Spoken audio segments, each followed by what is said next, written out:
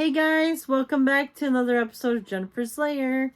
If you guys don't know, my name is Jennifer. I love Halloween. I love spooky things. Halloween is not just a day, it's a lifestyle for me.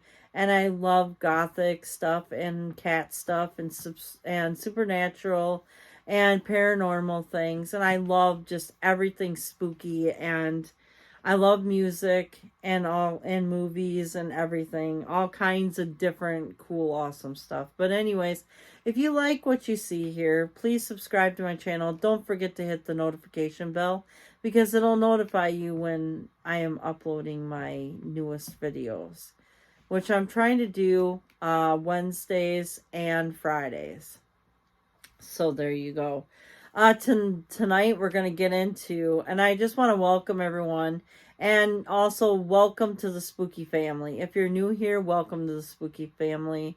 If you've subscribed to my channel, thank you guys so much for subscribing. Also, thank you guys so much for watching. So, just thanks everybody for everything. Tonight we're going to get into, I'm going to read some stuff because I want to make sure that I give you the most accurate information as possible. I'm going to be reading you guys a bunch of cool stuff about Halloween. So, and I'm just all excited about it because you know me, I love talking about Halloween. I love creepy stuff. I love all that good stuff. So, I'm excited about this. And so, I am going to get to it. I'm going to read you guys some Halloween fun facts tonight, and I hope you guys enjoy this video because I did do a lot of research and tried to make some effort, and it may be a little bit scrambled because my printer wants to print, like, cut off areas and stuff like that, so bear with me as I get back on the right page. And speaking of the right page, do I have... I gotta try to find my other page that I need. And I'm sorry, guys. I should have did this before the video started, but give me my pen back. Thank you. Okay, there we go. I just need this notebook to be on the right page to remind me to kind of stay on course and things like that. I'm trying to keep myself going here. All right, so we're gonna start with this, and there's a photo. The image credit is Monkey Business Images and Shutterstock, and so and some of these are from Live Scene. Like, I think a lot of these there's actually different. For different pictures, there's different photographers taking the photos. So I'm just going to, like, throw them. You know, once I read them, I'll just throw them towards the camera and you guys can look at them. And they'll be underneath. The credits will be underneath to the photos and stuff. All right, so are we ready to do some fun facts for Halloween? All right. Well, first I want to get into, like, the All Hallows Eve and things like that. And I want to get into, like, what each individual symbol means and how it got incorporated to Halloween. So that's what we're going to get at tonight. And then I'm going to do some fun facts at the end that I found, which I've written on my piece of paper here, which actually I could probably set right here. I don't want to cover that up, though. So... okay, so let's start. Halloween may seem like it is about costumes and candy, but the holiday, which is relatively new to America, having only become popular in the early 1900s, as its roots in pagan beliefs. Dating back about 2,000 years, Halloween marked the Celtic New Year and was originally called Samhain, which translate to Summer's End in Gaelic. I can't really say what it says, but this is one of the images that was from Shudder. I think that's pretty neat. Some Halloween traditions, such as carving jack-o'-lanterns, are based on Irish folklore and have been carried on throughout the centuries, while others, such as candy corn, are more modern Halloween additions. Read on to find out the meaning behind 13 spooky Halloween staples, including spiders, witches, trick-or-treating, and black cats. And here is a picture of a cute black kitty. Black cats. And I hope I'm not covering up who sent the picture in. And actually, we own a black cat, and her name is Raven. And Raven is so cute. And she's sleeping in here. They're all four of them are sleeping in here, I believe. Yep. Punky's in the basket with the pillow and blankie. And I got a Mooney on the side of me right here. And then I've got a Charmy up on the cat tree. And then I've got a Raven in the cat tree.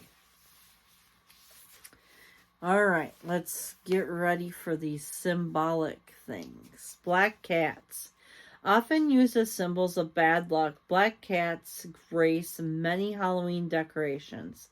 The black cat's bad reputation dates back to the Dark Ages, when witches' hunts were a commonplace. Elderly women were often accused of witchcraft, and their pet cats were said to be their familiars or demonic animals that had been given to them by the devil.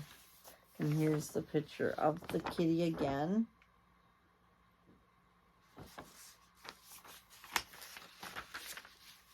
Another medieval myth told that Satan turned himself into a cat when socializing with witches. But nowadays, black cats aren't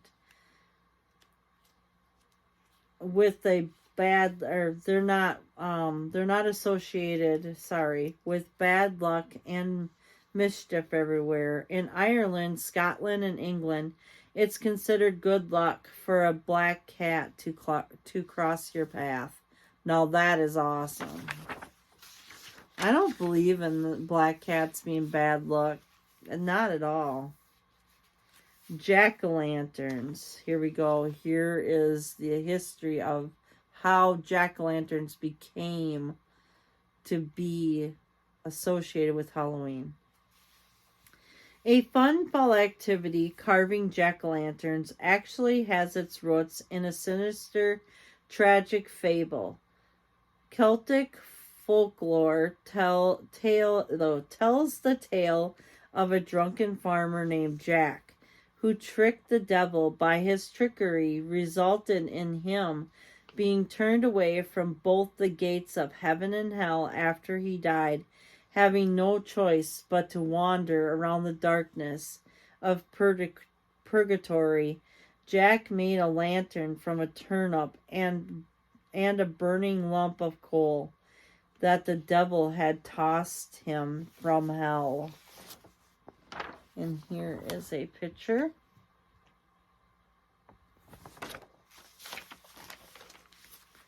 Jack, the story goes, used the lantern to guide his lost soul. As such, the Celts believed that placing jack-o'-lanterns outside would help guide lost spirits home when they wandered the streets on Halloween, originally made using a hollowed-out turnip with a small candle inside. Jack-o'-lanterns' frightening carved faces also served to scare evil spirits away. When the Irish potato of 1846 forced Irish families to flee to North America, the tradition came with them. Since turnips were hard to come by in the States at the time, pumpkins were used as the substitute. So that's pretty cool. And then the next thing is bats.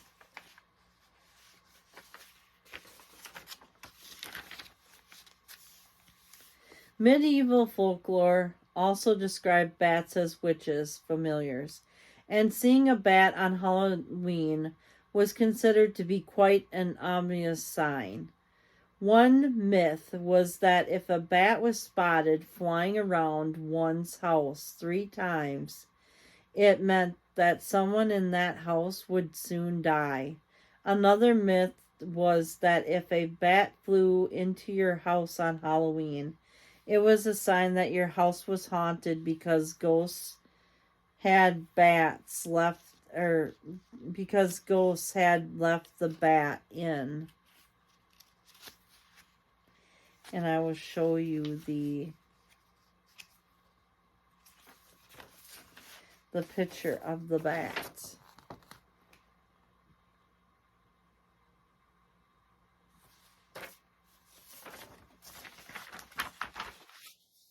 Spiders. A common source of fear, spiders make for creepy crawly Halloween staples. They join the ranks of the bats and black cats in folklore as being evil, companions of witches during medieval times. One superstition held that if a bat, or if a bat, sorry, excuse me, if a spider falls into a candle lit lamp and is consumed by the flame, witches are nearby. And if you spot a spider on Halloween, goes another superstition. It means that the spirit of deceased loved one is watching over you. And that's cool because I've seen that before, and I think it was Corsica watching over me. So that's, and I welcome her so much.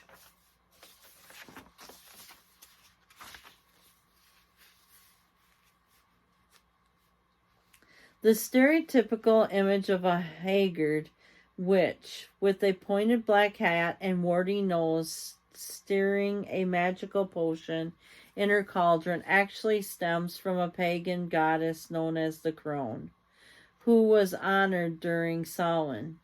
The crone was also known as the Old One and the Earth Mother, who symbolized wisdom, change, and the turning of the seasons.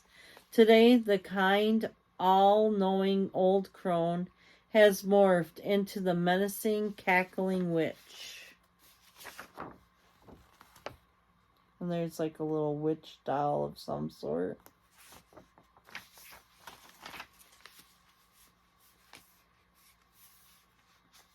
Cauldrons. The pagan Celts believed that after death, all souls went into the crone's cauldron, which symbolized the Earth Mother's womb. There, the souls awaited reincarnation as the goddess stirring allowed the new souls to enter the cauldron and old souls to be reborn. The image of the cauldron of life has now been replaced by the steaming, bubbling, ominous brew. Well, that witch can make me a brew. I don't care. Maybe they can make me a brew for something to happen. That'd be awesome. I would love it. Just saying. Okay, so witch's broomstick is next. And I'm thinking I'm going to show you the picture first. Here's the picture of the witch's broom.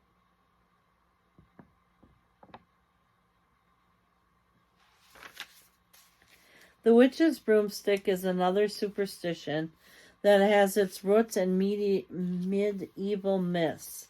The elderly, introverted women that were accustomed of witchcraft were often poor and could not afford horses.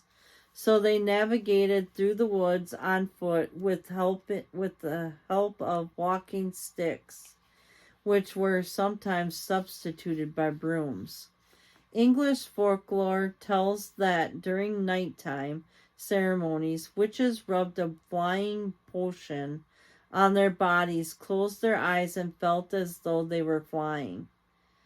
The halogenic ointment, which caused numbness, rapid heartbeat, and confusion, gave them the illusion that they were soaring through the sky. And so that's what it was. Trick-or-treating in costumes. And here's a little piece of the trick-or-treating in costumes.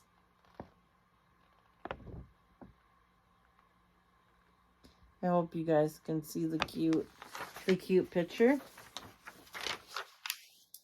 In olden times, it was believed that during Solomon, the veil between our world and the spirit world was thinnest, and that the ghosts of the deceased could mingle with the living. The superstition was that the visiting ghosts could disguise themselves in human form, such as a beggar, a knock on your door during Solomon, asking for money or food. If you turn them away empty-handed, you risk receiving the wrath of the spirit and being cursed or haunted. Another Celtic myth was that dressing up as a ghoul would fool the evil spirits into thinking that you were one of them, so that they would not try to take your soul. In the U.S., trick-or-treating became a customary Halloween tradition around the late 1950s, after it was brought over by Irish immigrants in the early 1900s. Halloween colors. Ooh, look at this. Now this looks really, really good right now. I can use that. Like, seriously. That would be so yummy. Isn't that really pretty, guys? It makes me thirsty for one of these. The tradition Halloween colors of orange and black actually stem from the pagan celebration of autumn and the harvest, with orange symbolizing the colors of the crops and turning leaves, while black marks the death of summer and the changing season. Over time, green, purple, and yellow have also been introduced into the color scheme of Halloween decorations. Mischief Night. And then this was printed out in black and white, so I'm sorry about the photo, but it's called Mischief Night. From some, namely troublesome teenagers, Halloween is also a time for neighborhood pranks. From egging and toilet papering houses to smashing jack-o'-lanterns, Devil's Night can be full of mischief and menace. The ancient Celts celebrated Samhain with bonfires, games, comic pranks. By the 1920s and 30s, however, the celebrations became more rowdy, with rising acts of vandalism, possibly due to tension caused by the Great Depression, according to Jack Santo's Halloween and Other Festivals of Death and Life, University of Tennessee Press in 1994. To curb the vandalism, adults began to hand out candy, reuniting the forgotten tradition of trick-or-treating in costume in exchange for sweets. This successfully replaced most of the mischief elements from October 31st celebration, so the troublemakers instead adopted October 30th as their official night to pull pranks and wreak havoc. Shame on them, because man, some of those times, I mean, I understand that almost shut Halloween down, though. You got to think about that. That almost shut Halloween down, which sucks. But there was kids that would start fires, like really big fires and things. I remember seeing it on TV, and it kind of freaked me out. I'm like, look, you're gonna ruin it for everyone else. Like, you're gonna ruin Halloween. And so it wasn't fun to see that, and it was really scary on TV when that happened. And I was like, oh my gosh, like, they're going to ruin Halloween, and Halloween is not going to be a thing if people keep this up. So I'm glad that the kids stopped. That's what I have to say about that. I just remember seeing all those fires and everything. Candy apples. And also the razor blades and stuff. That reminds me, the razor blades and candy bars and apples. Candy apples are popular Halloween treats, and sugary fruit on a stick was handed out during the early days of trick-or-treating in North America, before concerns over unwrapped candy became an issue. Today, candy apples can be covered in caramel or chocolate with nuts, as well as in the classic shiny red syrup. My grandma used to make popcorn balls. I thought that was pretty cool that she made popcorn balls. The fusion of the Celt and Roman traditions is behind Halloween candy apple staple. Samhain was around the time of the Roman festival honoring Pamina, the goddess of the fruit trees. The goddess is often symbolized by an apple, so the fruit became popular with Samhain celebrations of harvest. Bobbing for apples.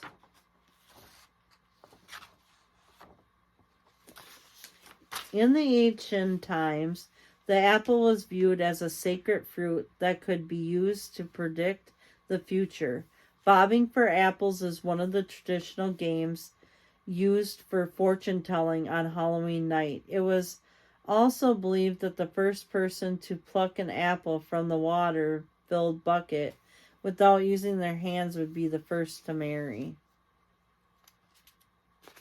And then it shows a cute little Halloween bowl with some apples in it. And I think this is just so cute. Little spiderweb Halloween bowl with apples in it. If the bobber lucked out and caught an apple on the first try, it meant that they would experience true love, which those who got an apple after many tries would be fickle in their romantic endeavors. Another myth was that if a girl put her bobbed apple under her pillow on Halloween night, she would dream about her future husband.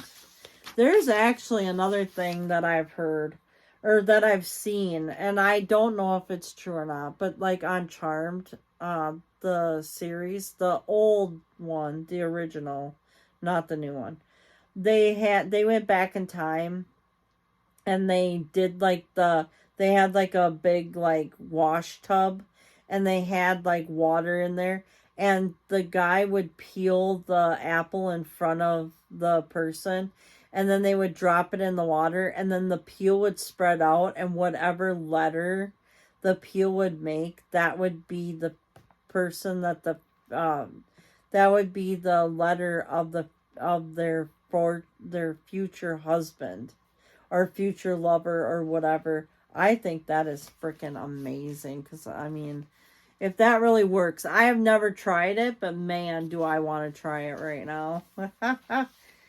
All right, candy corn, guys, candy corn. I know some people love it and some people hate it. Let's find out what's up with candy corn.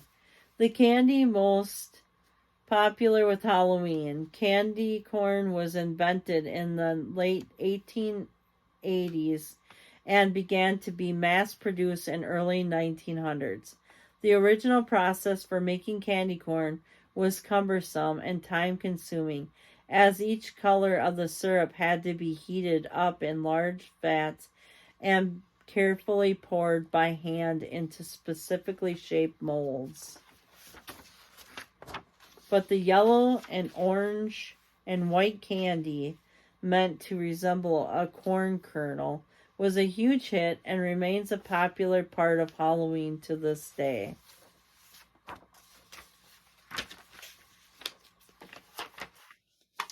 And I was thinking that I was thinking that there was more that I ran off, but apparently not. So now we're going to get into some of the stuff that I found on just fun facts of Halloween in general. These are a whole bunch of different ones, and excuse me if I've already read them twice or whatever. I went through the paperwork and I thought that I got everything, taken care of, but I don't know if I've done that. So we're winging this part of it, guys. Fun facts of Halloween. Finding a spider on Halloween is considered good luck. It also can mean a loved one is visiting you. We kind of read that just a little bit ago. So, I mean, it's still cool though. I mean, it's a cool fact. And I think it's kind of cool that it's good luck on Halloween to find one. And I actually love the fact that, a loved one's visiting you that day. I love that factor. When Corsica passed away, I always looked for a spider on Halloween because I always wanted to know that she was there with me. And the spider just confirmed that. So that's completely awesome. And hopefully I'll see a spider, not too big of one. I love my little jumping spiders. But when it comes to a big spider, I'm not a fan of those. So let's make it a cute little jumping spider, if you will. Okay, the first jack-o'-lanterns were carved from turnips, which we kind of already read in there too as well. The American Halloween capitals of the world are Anoka, Minnesota, where the first Halloween parade was held and still gets held to this day. And Salem, Massachusetts is the other. And Salem, Massachusetts is the second one. And they're both cool. And if you guys haven't already, check out my video on Anoka County, Halloween capital of the world. I actually have all of the little facts and what the parade's like and things like that. And what makes Anoka County like the spot to do stuff or hang out or whatever. Just read it or go back and read it. Go back and watch my video. I think you guys will like it. Here we go. Halloween is the second highest grossing commercial holiday. Now, the first one, of course, is going to be always Christmas. And I do an eye roll when I do this.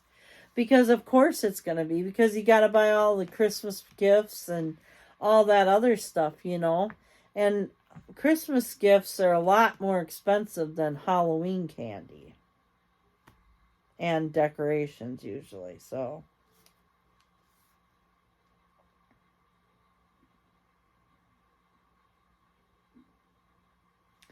I'm hearing a noise. And I'm wondering if it was from the owl. We have 2 owls, and the other night they were talking to each other out here, and it was the coolest thing ever. And it was around, it was really late. It could have been about this late. So that's why I'm thinking, am I hearing an owl or what am I hearing exactly? And the coolest thing is I found some of the feathers on the in the yard, and it was so cool, and I love little owl. So that was really cool. All right. Next. The world's longest... Oh, yeah, that's right. The world's longest haunted house is 3,564 feet long. The haunted cave apparently this was supposed to be a haunted house, but then they're saying that it's a haunted cave. Is located in Lewisburg, Ohio, and it's 80 feet underground. So I'm not exactly sure where that all fits in. Maybe I was tired when I did the research, but let's just I want to cancel that one particular thing out, because I'm not real sure. Canton, Ohio has the largest haunted house in the world. That's kind of fun. Pumpkins classify as a fruit, not a vegetable. That was mind-blowing, really. Harry Houdini, the famous magician, passed away on Halloween night in 1962 in Detroit, Michigan. His appendix burst. I've had my appendix out, and that is not fun. Mine didn't burst, but I think it was ready to, and they had to get it out of there. So when I was like in kindergarten, I had my appendix taken out. So that really sucks that he died from that because he was very, very talented. Ireland is to believed to be the birthplace of the Halloween tradition. Halloween is believed to have originated during 400 BC. The state of Illinois produces 5 times the amount of pumpkins than any other state. Now that is freaking amazing. Trick-or-treating in the USA became widespread in 1930s, with the first USA appearance in 1932 and the first USA in national publication occurred in 1939. So that's kind of a fun fact. Silly string is banned in Hollywood on Halloween. It can get you $1,000 fine. Holy crap. So don't use silly string if you're around Hollywood on Halloween.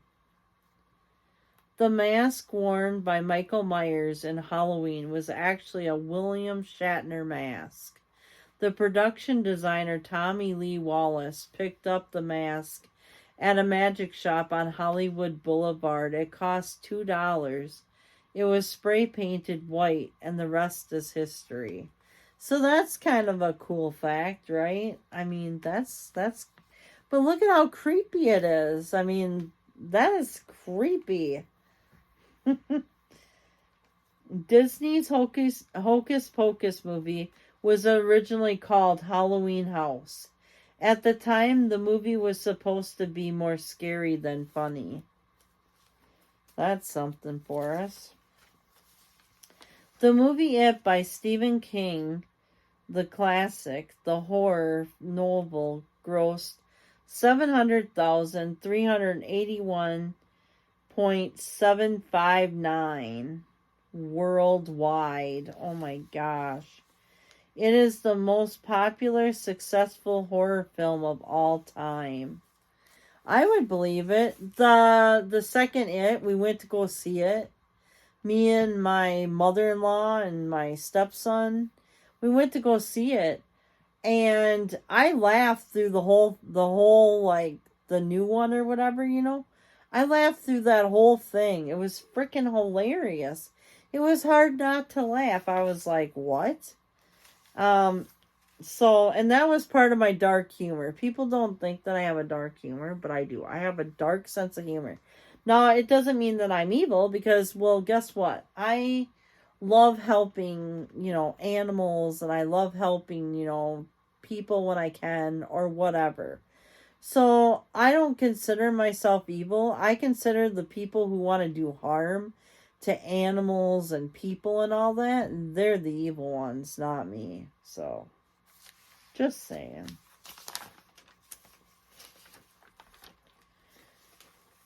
The Guinness World Record for the heaviest pumpkin is held by Manthus Wilmenge from Belgium and his 2,624.6 pound pumpkin.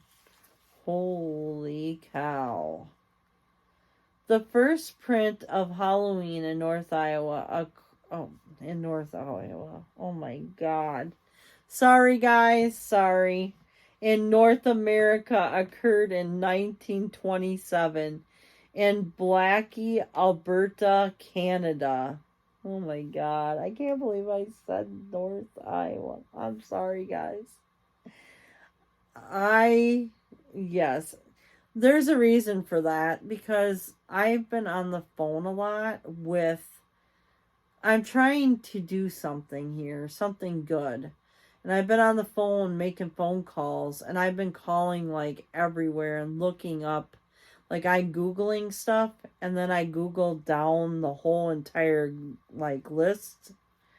And so I'm trying to find some help. with finding help with trying to find some homes for some cats. That's what I'm doing. So that's what I'm doing. And so I'm reading down the list, and, it'll have North Iowa or whatever, by it. So sorry, guys.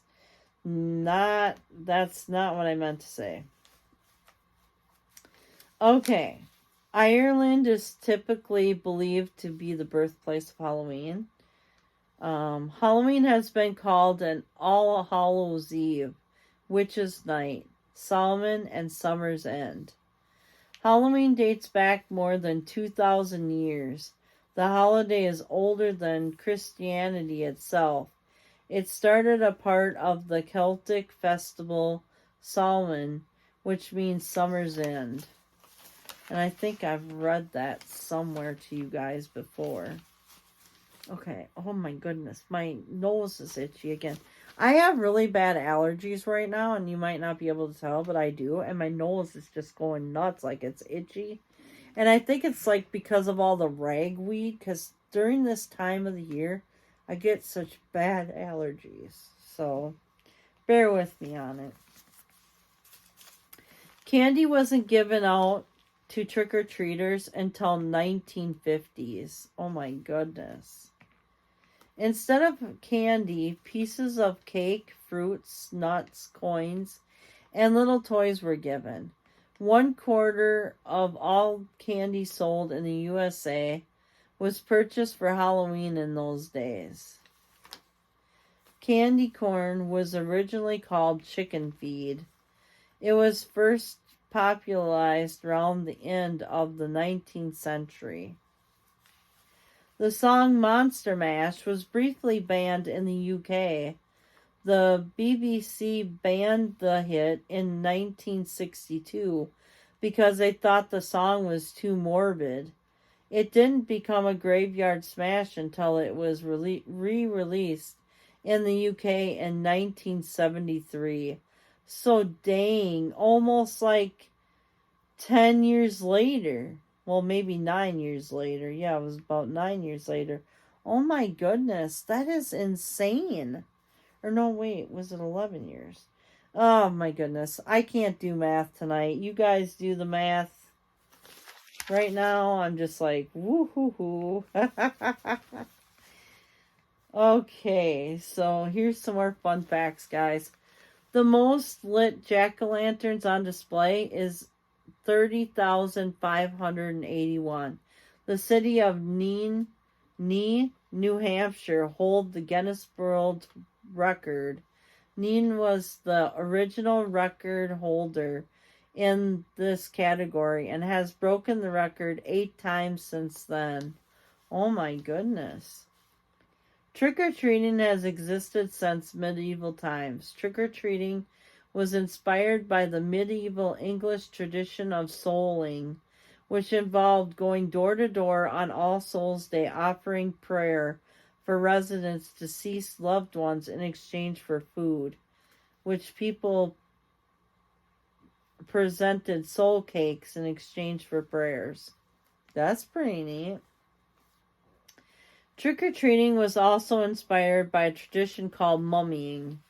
In the Middle Ages, people began practicing a tradition known as mummying, in which they dressed up as ghosts and demons and went door to door performing songs and scenes from plays in exchange for food and drink. This custom is called, or believed to be, an ancient ascendant of trick-or-treating. My handwriting isn't the greatest sometimes, so I am not reading it very well. Whew.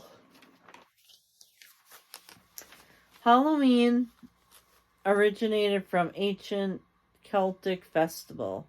The origins of Halloween date back to 2,000 years ago to the Celtic festival of Samhain, which was celebrated on October 31st on the eve of the new year.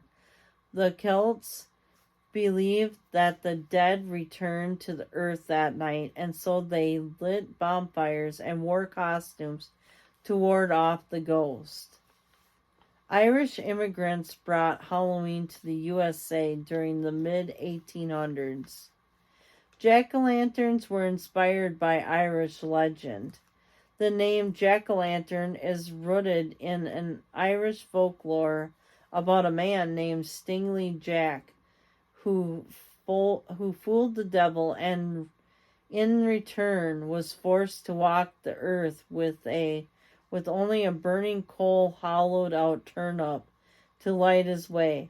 The Irish began to call him Jack of the Lantern, and then it turned into jack-o'-lantern. So that's really interesting.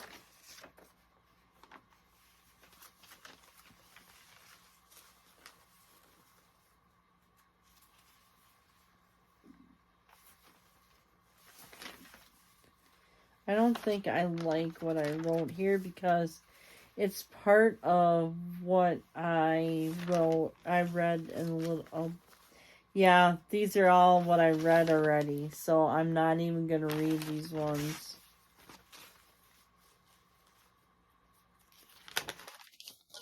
Okay, guys, well, these were a little bit of fun facts for Halloween, and I'm sure there's way more out there, but I hope you guys enjoyed this video and found it educational along with a little bit of fun for Halloween. I'm going to be presenting some more videos for you guys about Halloween and things like that. And I also, there's some books I want to share with you if you want to read some books or something like that. There's some really good books on like the history of Halloween and stuff like that. There's also a lot of YouTube videos on Haunted Halloween, on different Halloween traditions and how it came about and all that. The history of all the Halloween stuff. So there's a whole bunch of different things here on YouTube about it. And I just enjoy it so much that I really just want to talk more about Halloween and stuff like that. But I'm starting to get really tired, guys, and I think it's just time for me to go to sleep. I hope you guys enjoyed these videos. Thank you guys for subscribing. If you haven't already, and want to be part of our spooky family, please subscribe to my channel. There's way more content coming, and I'm hoping to keep up the videos on Wednesdays and Fridays. So you'll be getting 2 videos a week from me. And I hope you guys stay spooky, stay spooktacular, and stay safe. And I also hope that you guys subscribe to my channel if you haven't already and become a part of our spooky family. And don't forget to hit that notification bell so it notifies you on when I put new videos up. Sorry guys, I'm getting tired. I've got to say goodbye. I hope you guys are having a great and spooky time whenever you watch this video. And thank you guys so much for watching. I'll see you next time on Jennifer's Lair. Thanks everybody for watching and subscribing. I'll talk to you guys later. Okay, bye.